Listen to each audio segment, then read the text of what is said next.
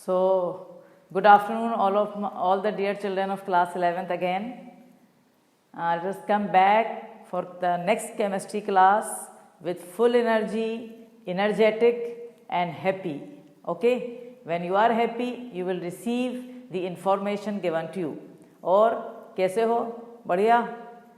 कुछ जगहों पे तो स्कूल भी खुल गए हैं, कुछ बच्चे स्कूल भी जाने लगे, पढ़ने लगे online classes. Some of you are still relaxing in relaxation, complete relaxation में है कुछ लोग आपके, कुछ लोग बढ़िया मज़े कर रहे हैं. बट मज़े भी करते रहो लेकिन साथ में पढ़ते भी रहो. ठीक है, कोर्स आगे बढ़ता जा रहा है हर सब्जेक्ट में, तो साथ में हमें पढ़ना भी पड़ेगा. ना आज अपन ज़्यादा बात नहीं करते, अपन आज स्टार्ट करेंगे. पिछली क्लास में न्यूमेरिकल्स करे थे आपने, न्यूमेरिकल्स ख़त्म हो गए थे और मैंने एक हेडिंग कही थी कि लिखो नहीं बट बताई थी. वही हेडिंग आप अपनी कॉपी में डालेंगे बेटा. हेडिंग सामने है आपके, सब लोग आज की डेट डालोगे, स्ट्रक्चर एटॉमिक स्ट्रक्चर का चैप्टर का नाम लिखोगे और लिखोगे development leading to Bohr's model of an atom. Hurry up. Development leading to Bohr's model of an atom.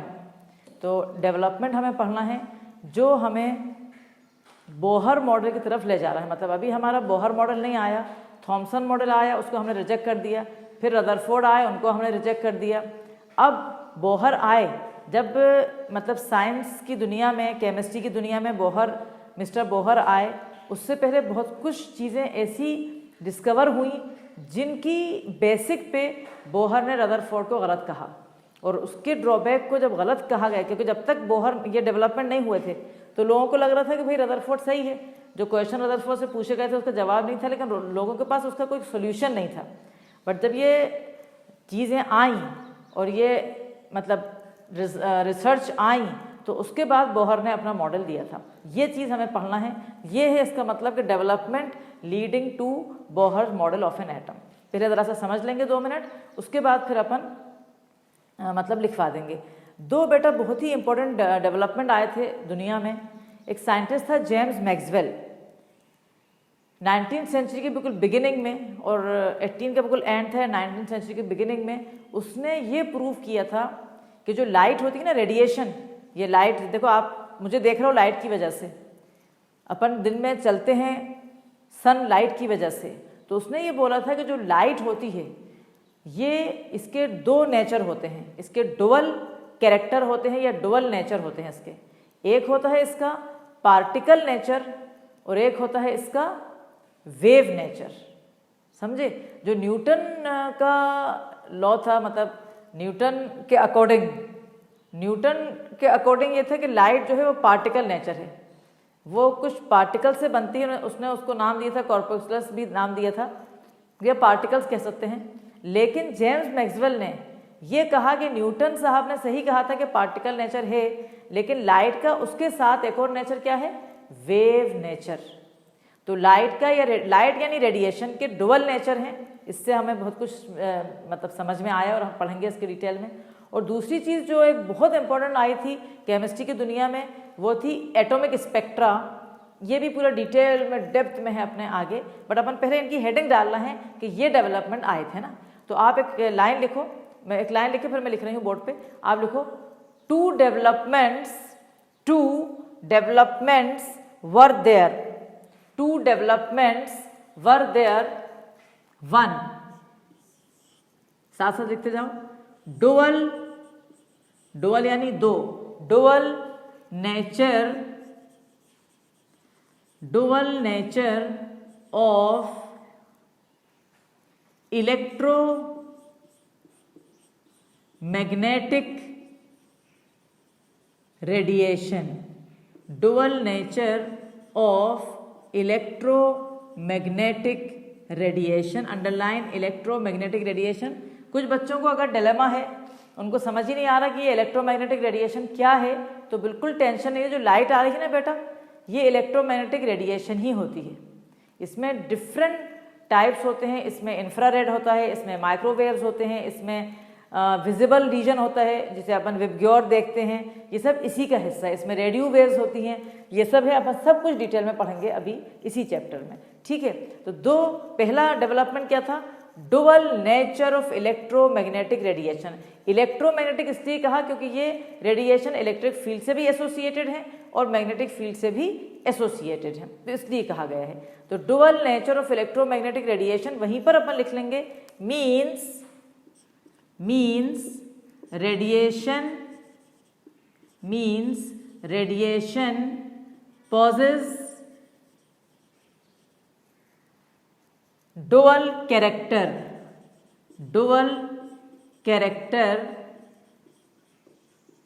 that is particle nature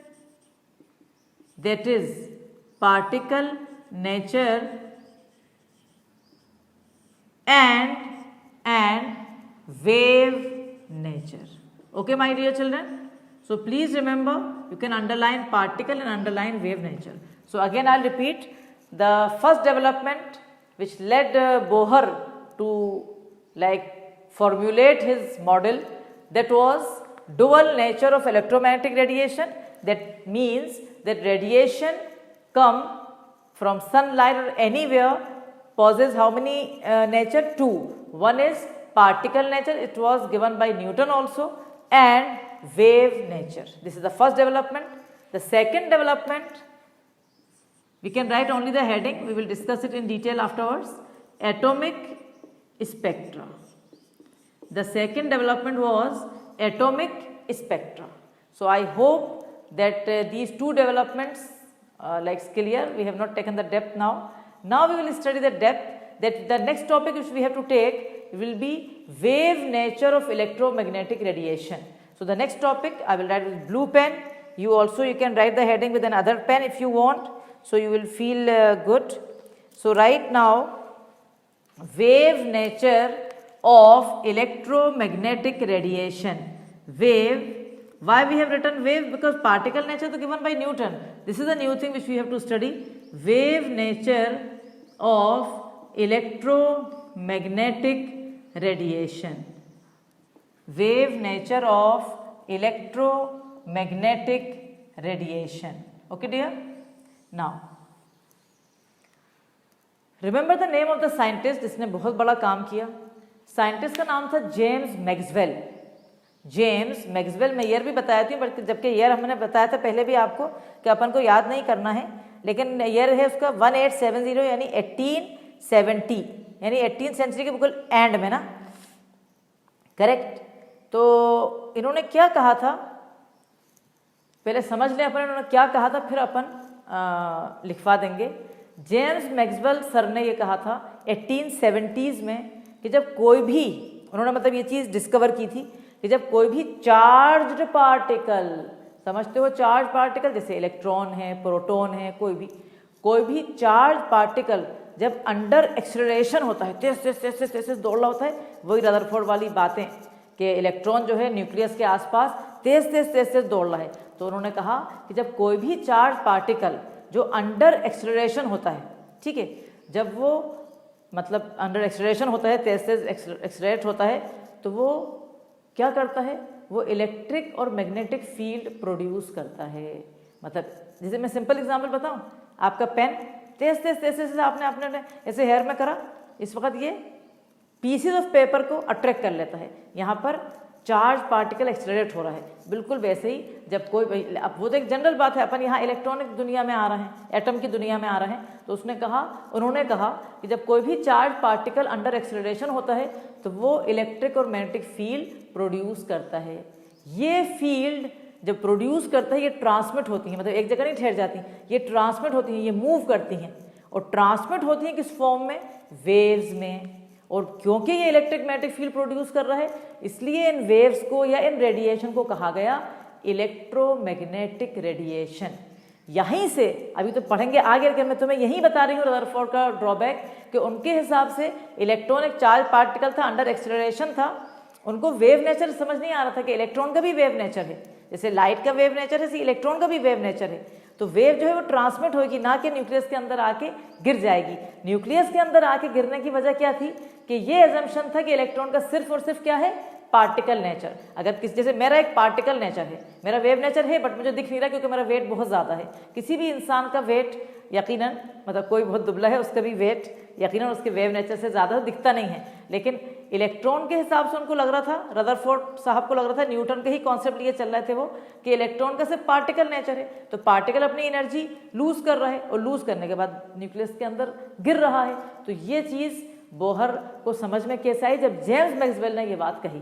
समझ आई मेरी बात? कितनी बढ़िया मतलब डिस्कवरी हुई थी अगेन, कि जेम्स मैक्सवेल ने ये कहा कि जब कोई भी चार्ज पार्टिकल दौड़ रहा है अंडर एक्सेलरेशन, तो उसमें से मतलब वो प्रोड्यूस करता है इलेक्ट्रिक और मैग्नेटिक फील्ड, बिल्कुल सिंपल पेन और paper pieces.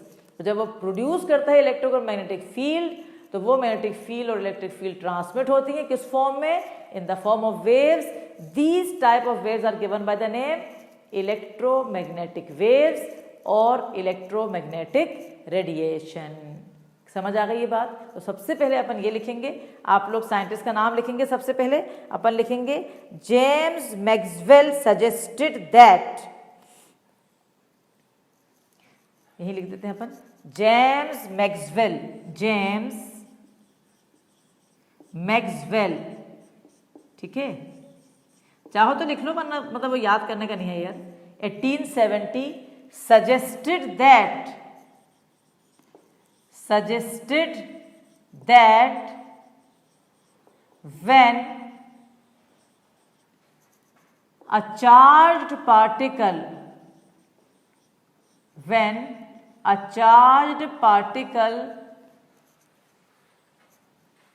is in acceleration,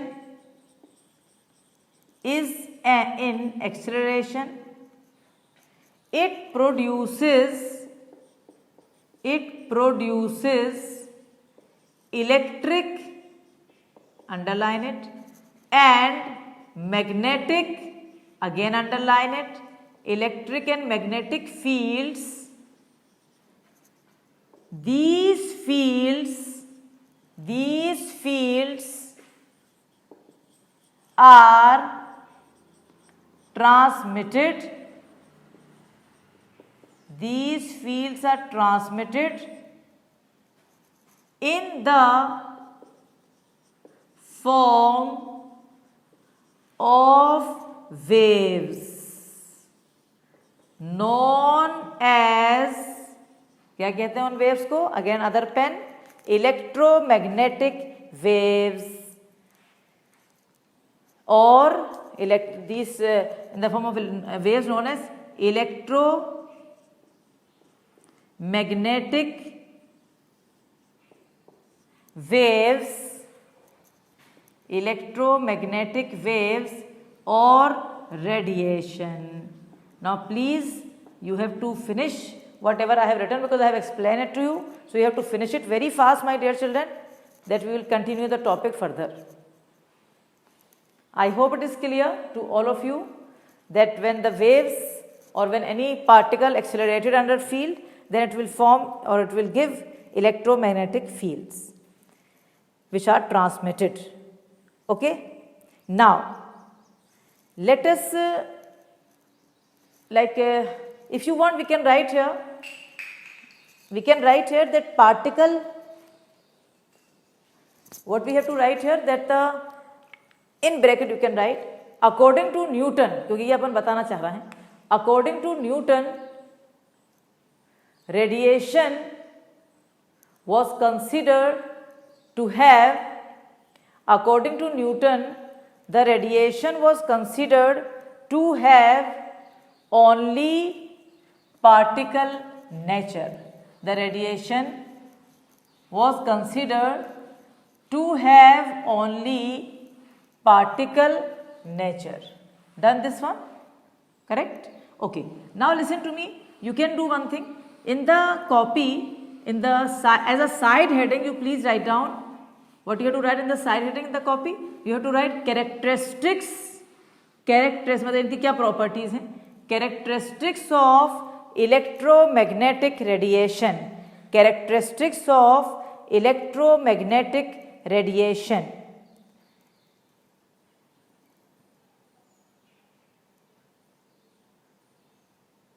हो गया। नाउ इसमें अपन एक काम करते हैं, हो सकता है कोई क्वेश्चन ऐसा दे दे आपको कभी कि डिफाइन इलेक्ट्रोमैग्नेटिक रेडिएशन, ऐसा कोई दे दे, आपको पता है लेकिन आपको मतलब समझ नहीं आया कि लिखना क्या है।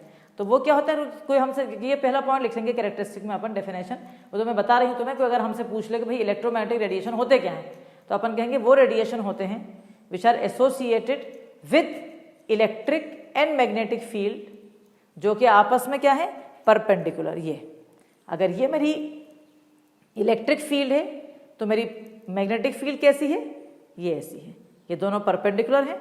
और जो प्रोपगेशन है लाइट का वो यूं जा रहा है, मतलब electromagnetic radiation are associated with electric and magnetic field which are perpendicular to each other and to the path of the radiation.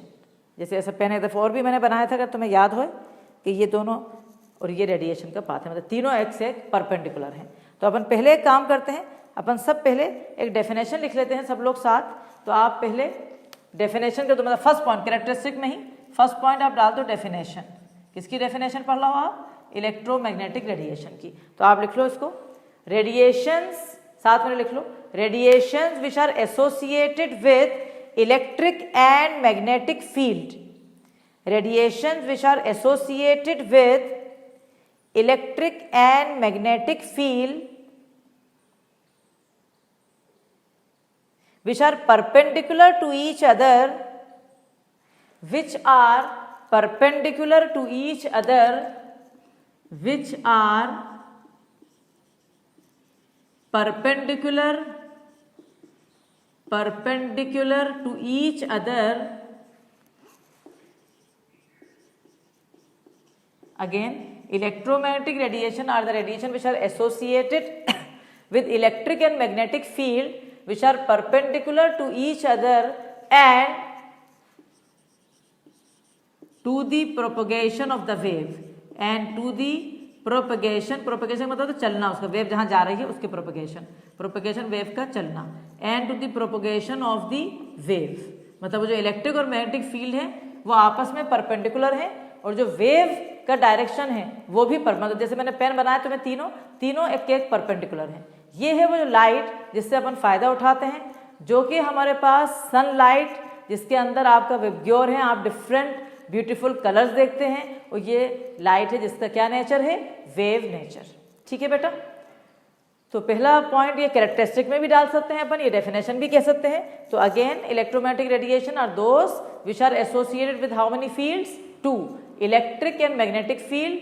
These 2 fields are what, are perpendicular to each other as well as to what, to the direction or the propagation of the wave. अब second पहले सुन लो characteristic.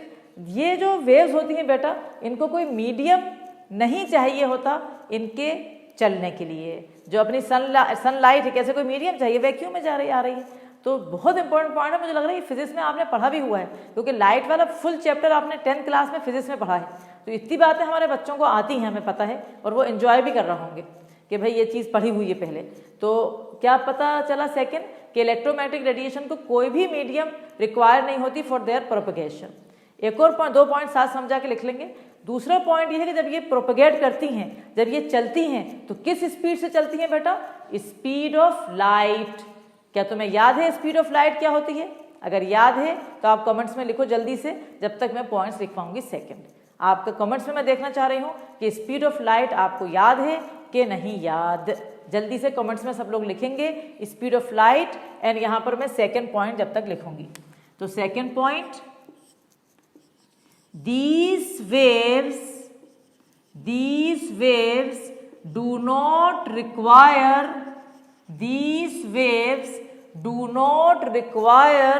any medium for their propagation. So what is the meaning of propagation? Of their movement. They do not require any medium for their propagation. Some of you have written very correct answer for the speed of light, that is 3 into 10 to power 8 meter per second is correct answer. So second characteristic, that these waves do not require any medium for their propagation. The third point is that third point is that these waves travel with the speed of light, in bracket we will be writing the number that is 3 into 10 to power 8 meter per second. So we will be writing the number. You please finish your writing fast. The 3 points which we have written here, correct? Now we can write it is in response to the second point, that these waves do not require any medium for their propagation, mean they travel in vacuum. So write the next number 4 for their characteristics. These we can write, these waves travel in vacuum. और आपको जैसे किसी बच्चे को लग रहा होगा यार ये हम लाइट के चैप्टर, हम फिजिक्स थोड़ी पढ़ रहे हैं, हम तो केमिस्ट्री पढ़ रहे हैं, तो मैडम लाइट के चैप्टर क्यों पढ़ा रही हैं? आप हैरत करोगे, ये एटॉमिक स्ट्रक्चर वाला चैप्टर फिजिक्स वाले भी 12th में पढ़ते हैं, ये same chapter atomic structure. Physics और केमिस्ट्री आपस में रिलेटेड है बेटा, और यहाँ पर अपन किस कॉन्सेप्ट में पढ़ना है लाइट, ये आपको अच्छी तरह पता है। जो मिस्टर रदरफोर्ड ने जो बोला था कि इलेक्ट्रॉन तो भाई न्यूक्लियस में गिर जाएगा, उससे साइंटिस्ट पूछ रहे हैं कि गिर जाएगा, तो उसके पास कोई जवाब ही नहीं है। तो पता ये चला कि इलेक्ट्रॉन का भी वेव नेचर होता है भाई, खाली पार्टिकल नहीं होता, और वेव तो ट्रांसमिट करती रहती है, तो वेव तो ट्रांसमिट कर रही है, क्या के लिए वो अट्रैक्ट होकर गिर जाएगी, खाली पार्टिकल थोड़ी है जो गिर जाएगा। समझ आ रहा है, दिमाग चल रहा है? So please follow all the points fast. Okay, चलिए अब नेक्स्ट आ रहे हैं अपन। अब अपन नेक्स्ट पढ़ेंगे, एक काम करो, एक स्टार लगा लो, एक स्टार लगा लेते हैं अपन, और अपन उसके अंदर इनके पूरी जो वेव्स हैं ना उनके बारे में बताएंगे कि क्या क्या वेव्स हैं। वो न्यू यहीं से मिटा के लिख रही हूँ मैं, ताकि अच्छी जगह मिल जाएगी आपको, तो आप भी अपनी कॉपी में अच्छी तरह लिख लें। तो आप मेरे साथ एक लाइन लिखें ताकि टाइम अपना बचे। लिखो, electromagnetic radiations are of different types. ठीक है, अब एक लाइन यहां डिफरेंट टाइप्स के बाद कॉमा लगा के, दे आर अरेंज्ड, मतलब दे किस पे आ रहा है, इलेक्ट्रोमैग्नेटिक वेव्स पे। They are arranged in the हटा दो, they are arrange in increasing order of their wavelength। बहुत इंपॉर्टेंट लाइन है ये। They are arrange in increasing order of their wavelength और decreasing order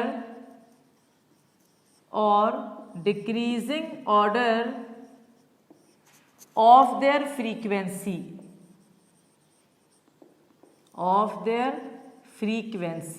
very very important line, please underline it, then we will start writing the radiation in general, in detail we will write now।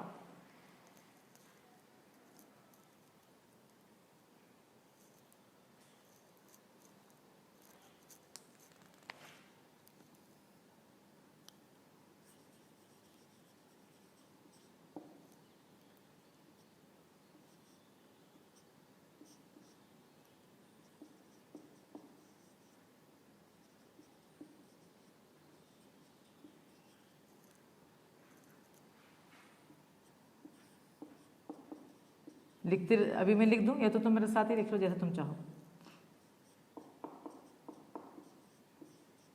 इतना लिख लो। यहाँ मैं लिखना भूल गई थी असल में, तो इसलिए रेज ऊपर लिख दिया मैंने।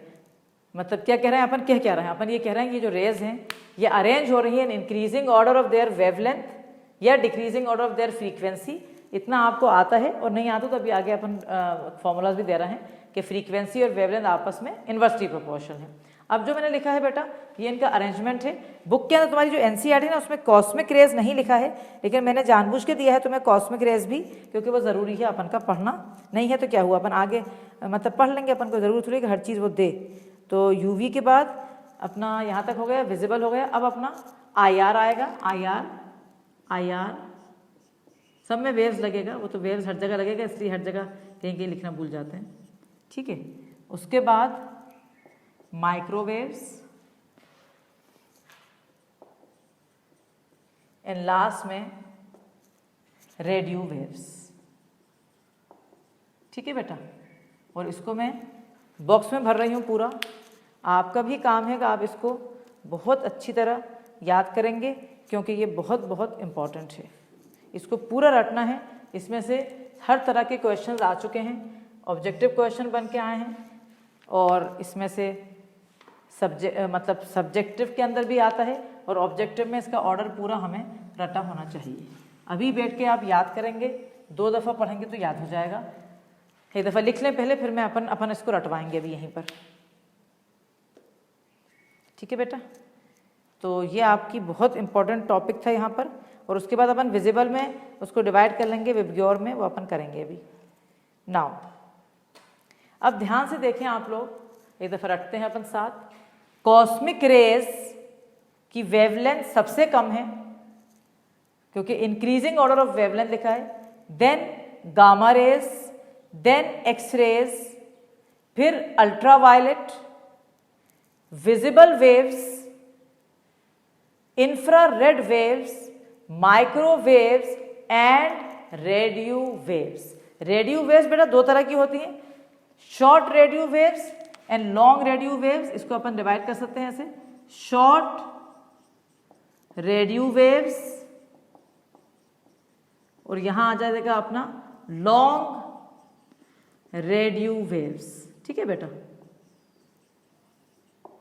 शॉर्ट रेडियो वेव्स, और यहां आ जाएगा उस साइड लॉन्ग रेडियो वेव्स। मतलब शॉर्ट रेडियो वेव्स जैसे अपना जो अपन जैसे यहाँ सुन रहे हैं अपन इंडिया में कोई चीज़, और कुछ बीबीसी सुन रहे हैं अपन बाहर का, तो वो लॉन्ग रेडियो वेव्स वहाँ यूज़ होंगी। तो फिर से अपन एक दफ़ा रिवाइज कर रहे हैं, क्योंकि इसमें से 100% क्वेश्चन आता है और बहुत इंपॉर्टेंट है ये। यहाँ पर 3 स्टार लगा लो और लिख लो very very important. So again cosmic rays, then gamma rays, then X rays, then ultraviolet rays, then visible rays या waves, then IR waves, waves कहो रेज कहो बात एक ही है, माइक्रोवेव्स, रेडियो वेव्स। अब इसमें आप खुद सोचो, ये बिल्कुल ऊपर रहती हैं कॉस्मिक रेज। गामा रेज अभी पढ़ चुके हो, एक्स रेज आप पढ़ चुके हो कि पेनिट्रेट हो जाती हैं। यूवी रेज, अल्ट्रावायलेट रेज कितना पढ़ते हैं, यूवी रेज सन की जो UV rays, ozone layer depletion होगा तो यूवी रेज अपन को कैंसर, स्किन कैंसर हो रहे हैं ये सब। फिर अपन विजिबल तो सभी को पता है, what is visible, all of you know it well. What is visible waves, the range of it, सबसे पहले वी यानी वायलेट, और सबसे आखिर में आर यानी रेड। और सबको पता है उसके अलावा VIBGYOR, I stand for indigo, B stand for blue, G stand for green, Y stand for yellow, O stand for orange if it is there, and R stand for red. तो यहाँ book में उन्होंने पूरे वो भी करे हैं, जैसे इंडिगो कर दिया, वायलेट, फिर हल्का सा इंडिगो। बुक में एक डायग्राम जैसा बना है, उसकी जरूरत नहीं है कि तुम डायग्राम देखो, उसकी कोई खास ऐसी मुझे नहीं लगती ज़रूरत है, बट ऐसी बता दिया मैंने, अगर तुम्हें लगे तो देख लेना diagram, but it is not important, ठीक है। अब इसकी जैसे रेंज जो है नैनोमीटर में दी हुई है, जैसे वायलेट की सबसे कम वेवलेंथ है, तो वायलेट की वेवलेंथ याद कर सकते हो 400 नैनोमीटर, और रेड की सबसे ज़्यादा है मतलब विजिबल में तो 700 नैनोमीटर। व्हाट इज एनएम, जिसको डाउट है एनएम में, मैं अलग से लिख देती हूँ, मैं पहले पढ़ा चुकी हूँ एनएम।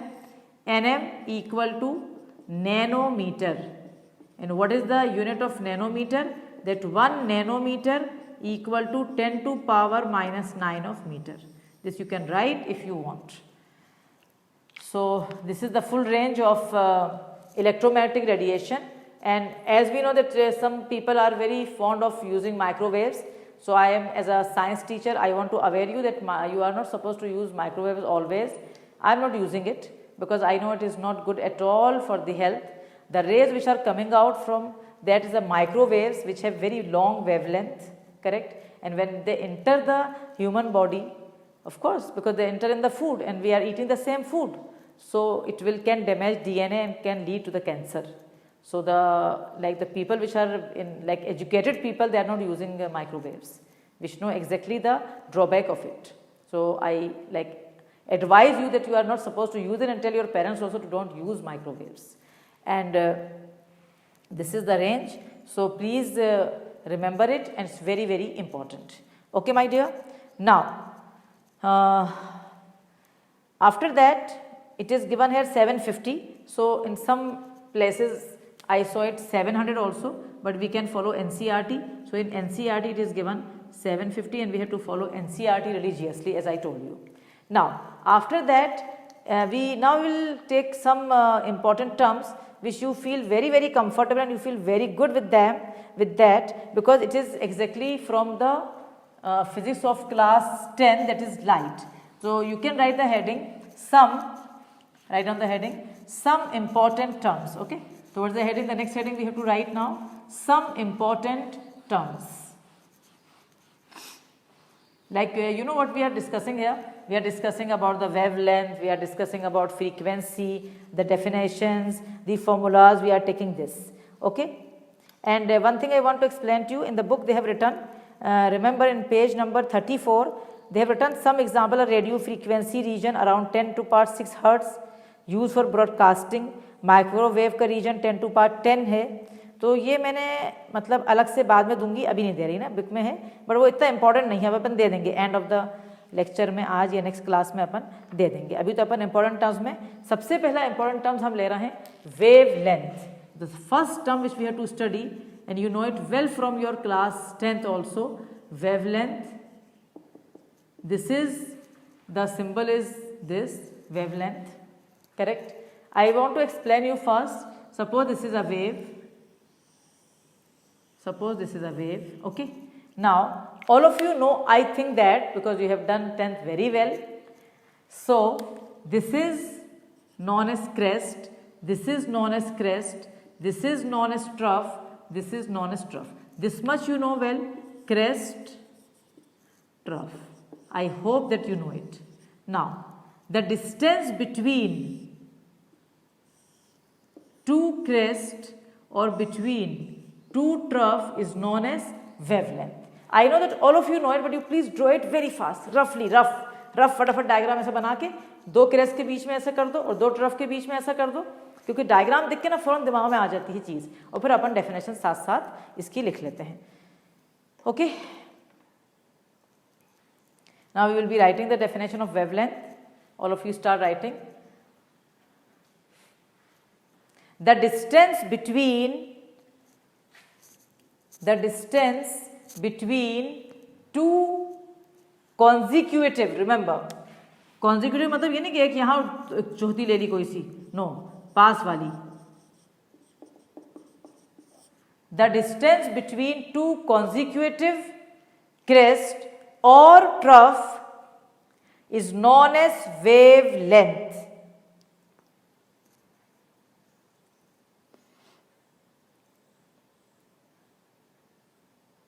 Understood?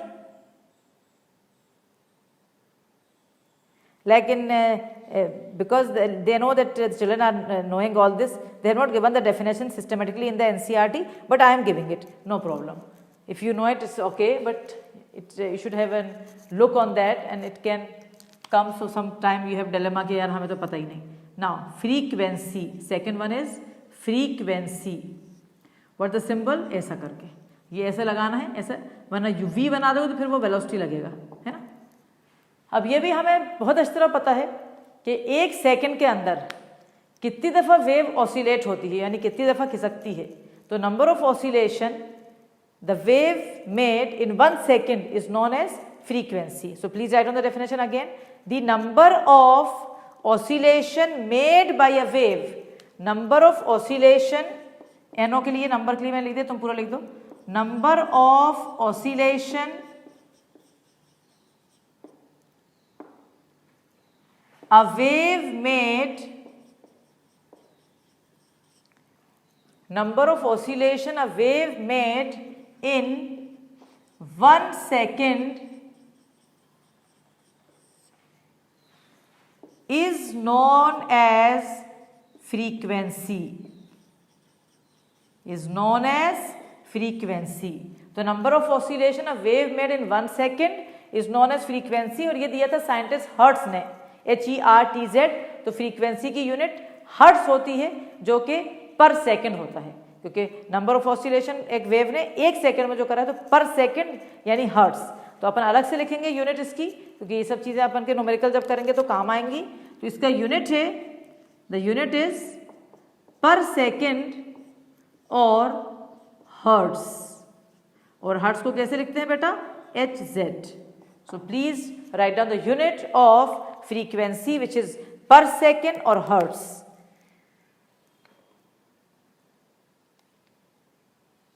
हो गया? Next will be, the next definition will be third you can write speed. Third you can write speed which is represented by the symbol C और V. कुछ लोग V से लिखते हैं कुछ किताबों में C से लिखा हुआ है स्पीड का। तो स्पीड का भी हम सब जानते हैं कि 1 सेकेंड में एक वेव कितना ट्रैवल कर रही है, कितने स्पीड से ट्रैवल कर रही है, उसे कहते हैं हम डिस्टेंस, यानी डिस्टेंस, क्योंकि स्पीड अपन जानते हैं डिस्टेंस बाई टाइम होता है। तो स्पीड का मतलब distance travel by the wave in 1 second, जो कि हम सब जानते हैं क्योंकि ये इलेक्ट्रोमैग्नेटिक रेडिएशन है। अगर इलेक्ट्रोमैग्नेटिक रेडिएशन है तो उनकी स्पीड क्या होगी? Speed of light that is 3 × 10⁸ पर सेकेंड। इसका मैं डिक्टेट करवाते हैं, लिख लो। स्पीड का definition, the distance travel by a wave in 1 second, the distance travel by a wave in 1 second, full stop. For example electromagnetic radiation में अपन ऐसे short में भी लिख सकते हैं, इतना बड़ा बड़ा लिखना मुश्किल लग रहा हो तो। For example EMR, electromagnetic radiation, अपनी कॉपी के लिए, मतलब एग्जाम में लिखना, समझेंगे नहीं EMR। For example electromagnetic radiation travel with the speed of light that is 3 × 10⁸ metre per second, that is 3 × 10⁸ meter per second. Now the next one, I don't know you have done it or not, I don't know in 10th, but the name or the fourth definition, or the important term is wave number. So the fourth important term we have to study today is what? Is wave number. Now what is the meaning of wave number? Let us take wave number. Now fourth is wave number, right? And we have to write down the symbol of it also, of the wave number. We will be writing the symbol also. It is resemble to frequency, but we have to put bar. ये जो ऊपर dash जैसे लगा उसे बार कहते हैं, mu bar. उसको पढ़ते ही ऐसे हैं, म्यू बार। म्यू है ये सिंबल म्यू, और ऊपर बार लगा है ऐसा डैश, तो म्यू बार। अब इसका बारे में मालूम करना बहुत आसान है। आप वेवलेंथ जानते हो सब लोग, ये इन्वर्स ऑफ वेवलेंथ होता है, या इंग्लिश में इसका वर्ड होता है साइंस में रेसिप्रोकल। रेसिप्रोकल का मतलब क्या होता है? इन्वर्स। सो इसकी डेफिनेशन अपन लिख रहे हैं, it is the reciprocal of wavelength. It is the reciprocal, it is the reciprocal of wavelength. Okay my dear, it is the reciprocal of wavelength, यानी ब्रैकेट में आप चाहो तो लिख लो inverse. If you have doubt in reciprocal you can write inverse, and then you can write on the formula mu bar equal to 1 wavelength. So you can keep this formula because I think this is the first formula in your class 10th. Otherwise it's just a formula I have not given to you. So mu bar equal to 1 wavelength. And the unit, my dear, will be what? Because you know the unit of wavelength is length, meter. So it will be per meter, or you can use per centimeter or any unit. Like it is not this, ये कोई सी भी unit हो सकती है, per nanometer, per picometer, any unit. So please finish your writing fast. Okay. Now because they have not given in the book like the definition anything like that, तो उसमें अपन को कुछ ऐसी जनरल बस बोला है इन्होंने। तो यहाँ स्पीड ऑफ लाइट, देन हाँ, for wave number they have given the definition because it is new, you know why they have given, because it is new. I want to give you one more thing which is not given in the book but it is helpful. That is the last definition we can write here, the important terms, amplitude, because many times it will come and then they have not given the meaning of it. Amplitude, so remember, we have to remember what is the meaning of amplitude also. Now what is the meaning of amplitude? बेटा जैसे एक wave जा रही है, जैसे समुद्र की waves होती हैं, तो कभी कभी अपन देखते हैं समुद्र की वेव ऐसे चल रही है, कभी कभी अपन देखते हैं जब बहुत जैसे स्पीड तेज़ है और बहुत ज़्यादा तूफान जैसा आ रहा हो तो वेव ऐसी सी जाती हैं। तो it is the height of the crest और the depth of the trough, इसे कहते हैं अपन एम्पलीट्यूड ऑफ द वेव। तो डेफिनेशन डाल दो जल्दी से। Amplitude of the, it is defined as the height of the crest और the depth of the trough. It is defined as the height of the crest or the depth of the trough of the wave. Height of the crest or the depth of the trough of the wave. Now I am giving you, हो गया definition.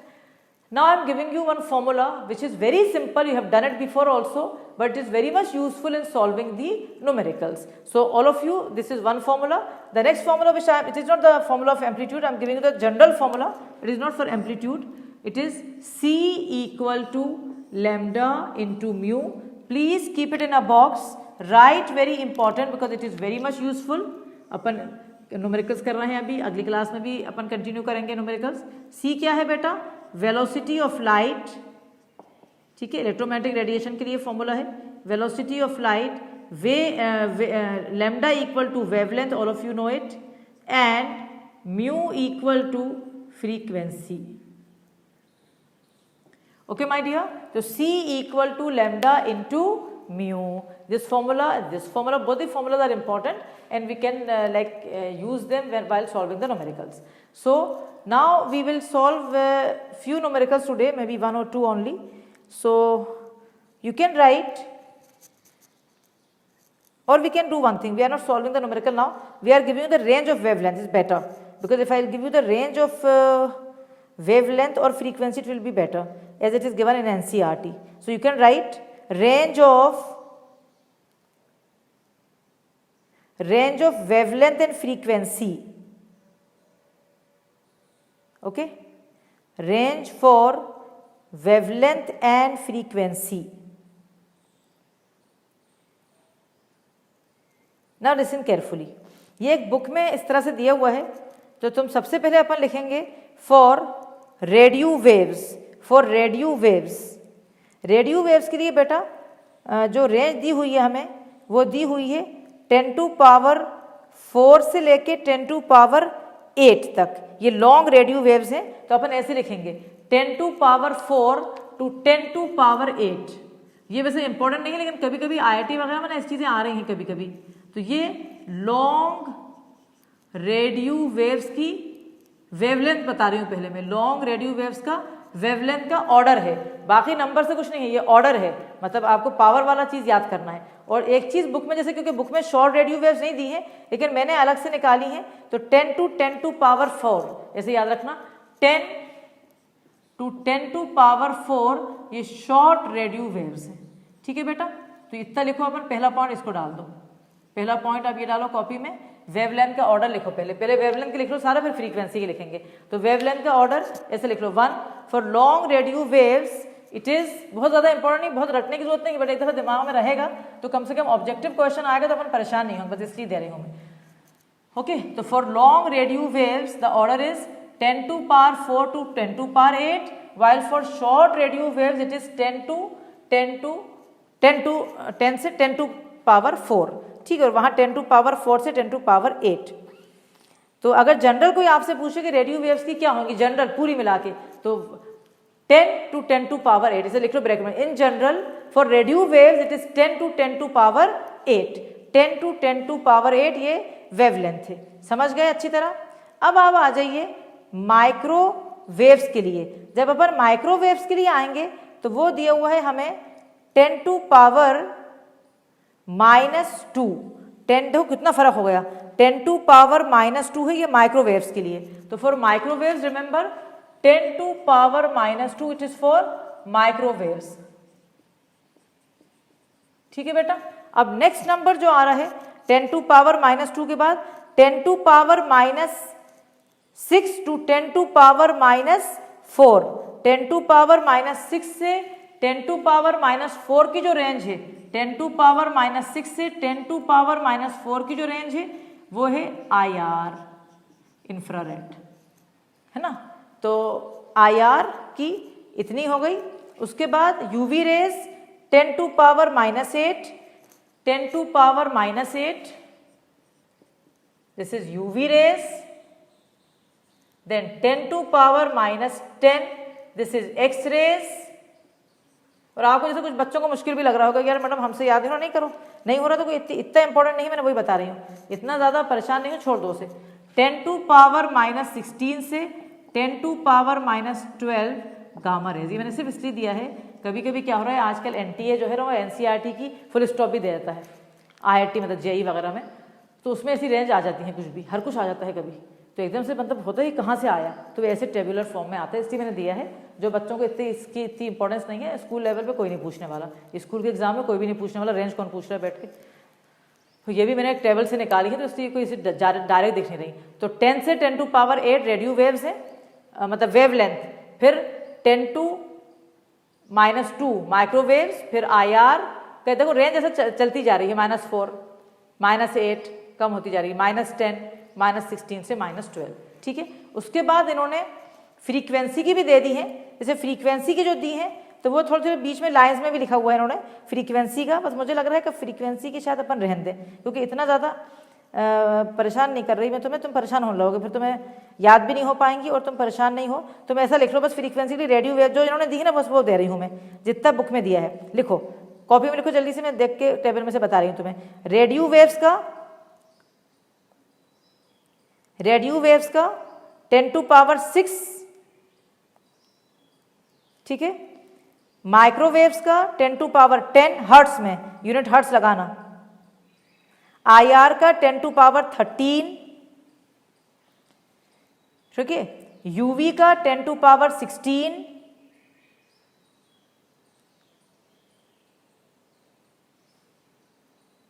हो गया। For visible light 10 to power 15, बस इतना दिया हुआ है, इससे ज़्यादा नहीं पढ़ेंगे अपन, क्योंकि इससे ज़्यादा पढ़ने में कन्फ्यूजन बिला वजह करने से कोई मतलब नहीं है। I hope it is clear my dear children, समझ आया इतना? ठीक है बेटा।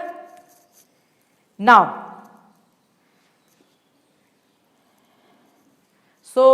जो भी आज पढ़ा है उसके जो डिटेल है उसकी डिटेल अपन पढ़ने वाले हैं, अगली क्लासेस में उसकी डिटेल पढ़ेंगे, क्योंकि अगर आपको ये सब फॉर्मूलाज और डेफिनेशन नहीं आते तो फिर आप मेरे साथ नहीं चल पाओगे।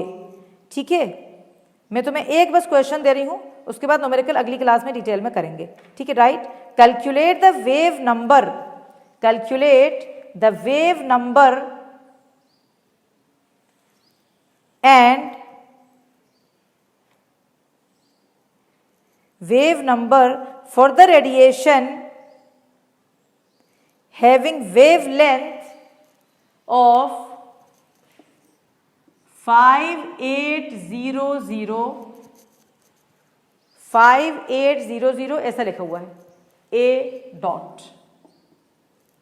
Calculate the wave number of the radiation, only one question today, calculate the wave number of the radiation having wavelength कितना, 5800 एंगस्ट्रॉम।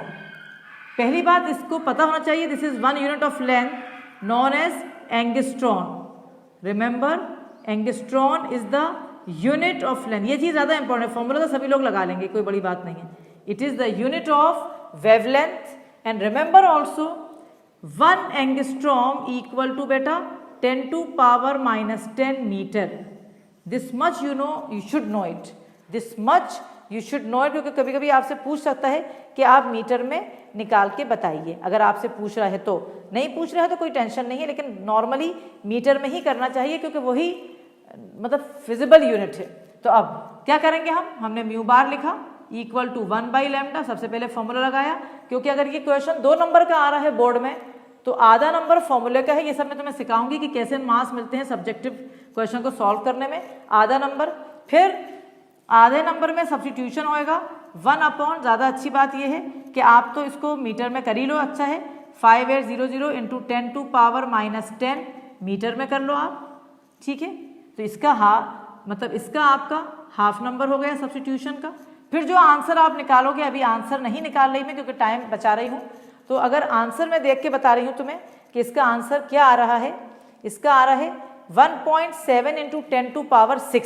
इस पूरे का आ रहा है 1.7 इंटू 10⁶, ये आंसर।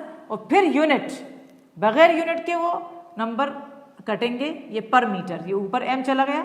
इतना पार्ट का आंसर का हाफ मार्क और यूनिट जो है उसका हाफ मार्क। कितना बढ़िया डिवीजन मैंने दिया है। इस तरह से आपको पूरा मैं बताते जाऊंगी कि जब जैसे सब्जेक्टिव पेपर आप दोगे तो आपके मार्क्स कैसे अच्छे आएंगे। क्यों अमीना मैडम के बच्चों के 95 अबव 99 98 आते हैं, क्योंकि उन्हें पता होता है, वो कॉपी छाप के आते हैं, उन्हें पता है कहाँ पर नंबर मिलेगा, कैसे लिखना है मुझे, वो उन्हें पता है। ये पहला न्यूमेरिकल करा है तुमने इस साल। अब अगली मतलब पहला मीन इस टॉपिक पे, इससे पहले तो अपन न्यूमेरिकल कर ही चुके हैं, बट जैसे फॉर्मूला वाइज बता रही हूँ। तो म्यू बार इक्वल टू 1/वेवलेंथ, ये फॉर्मूला का हाफ मार्क। म्यू बार का सब्स्टिट्यूशन हो गया, मीटर में कर लो, अच्छी बात है। 1 एंगस्ट्रॉम में 10⁻⁻10 मीटर है। फिर फॉर्मूला लिख के, आंसर लिख के आधा नंबर और यूनिट का आधा नंबर। तो इतना अपन आज ले रहे हैं। अगली क्लास में आप अगर पढ़ के नहीं आए जो मैंने आज पढ़ाए हैं तो बिल्कुल समझ में नहीं आने वाला, क्योंकि न्यूमेरिकल करेंगे बचे हुए और फिर नया टॉपिक शुरू करने वाले हैं। और बहुत इंपॉर्टेंट, अब जैसे चैप्टर बेटा आगे बढ़ गया है, बस अब जो पढ़ोगे ना हर दिन वो नया होएगा। आज भी जैसे थोड़ा बहुत तो था 10th का, पर बाकी चीज़ें नहीं भी थी बहुत सी। तो अब अपन यहाँ पर ख़त्म कर रहे हैं इस सेशन को। आगे अच्छी तरह प्रिपेयर होके आना, रिवीजन करके आना। We will continue.